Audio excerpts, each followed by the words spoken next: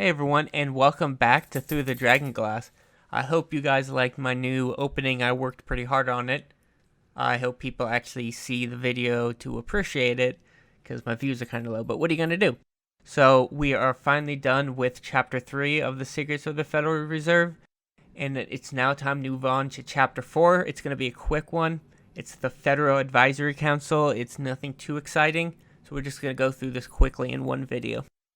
The Federal Reserve Act quickly passed the House and Senate. To ensure no sinister transactions would occur, Congressman Carter Glass said the people's interest would be best protected by an advisory council. He never gave any reasons to why an advisory council would protect people's best interests. Luckily for him, people are stupid, and history has shown bankers never put the interest of people first. Yet, for some reason, they believed Carter Glass. The administrative process that was discussed a few videos back was the Federal Reserve Advisory Council. This advisory council's true purpose is to give power to men like J.P. Morgan to help them control the Federal Reserve without being on the Board of Governors. Morgan Kuhn Loeb Alliance purchased almost half of the Federal Reserve stock of the Bank of New York with 5 banks they controlled: First National Bank, National City Bank, National City Bank of Commerce, Chase National Bank, and Hanover National Bank. Each Federal Reserve Bank had to elect a member to the Federal Advisory Council, which would meet with the Federal Reserve Board of Governors 4 times a year to advise the board with monetary policy. Each member represented different regions who speak to ensure the financial interests of their region. In reality, the other reserve banks were just satellites for the Federal Reserve Bank of New York.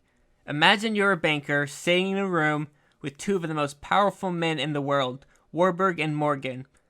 They had the ability to send any bank into bankruptcy without reason. Would you disagree with Warburg or Morgan's agenda? No.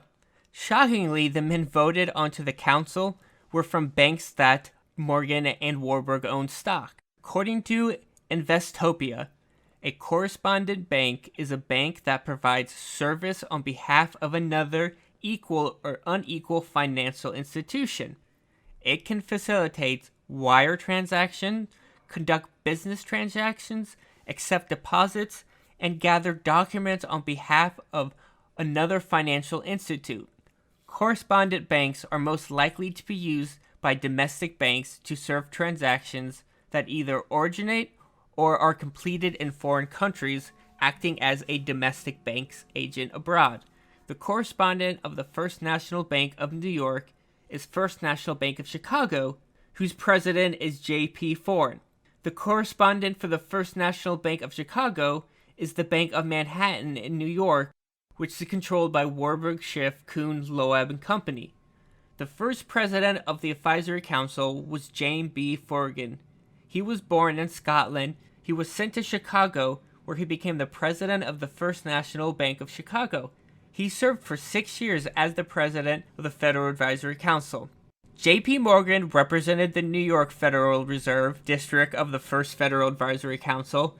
Levi L. Rule, president of Philadelphia National Bank, represented Philadelphia District. Daniel S. Wing, president of the First National Bank of Boston. W.S. Rowe, president of the First National Bank of Cincinnati. C.T. Jaffrey, president of the First National Bank of Minneapolis. Jaffrey was a low-level employee of Baker and Morgan, but the stockholders decided it was time to put an unqualified person in charge. Really, all it was Jaffrey was a pawn that was controlled by Morgan and Warburg to give them more power over the Federal Advisory Council. The public was completely unaware of the Federal Advisory Board, even though the board made decisions that affected their everyday life. I want to thank everyone for listening. Hit that subscribe button, thumbs up, notification bell, and please tell a friend about me. Please tell a friend, tell someone, just tell someone about my channel, please. And if you would like to donate, my PayPal link is below. Thanks, guys.